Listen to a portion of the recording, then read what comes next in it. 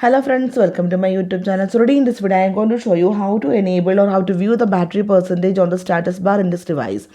So in this device you can see the 95% the battery percentage you can see outside the battery icon, right? So let me show you how to enable this percentage on the status bar in this device. For this, open settings, then scroll down, tap on notification and status bar, then tap on status bar. So here you can see the option battery percentage. Tap on this one. Then you can see three options: inside the battery icon, outside the battery icon, and don't show the percentage. If you select don't show, now you can see the battery percentage is disabled. If you want to view the battery percentage inside the battery icon, tap on this one, inside battery icon.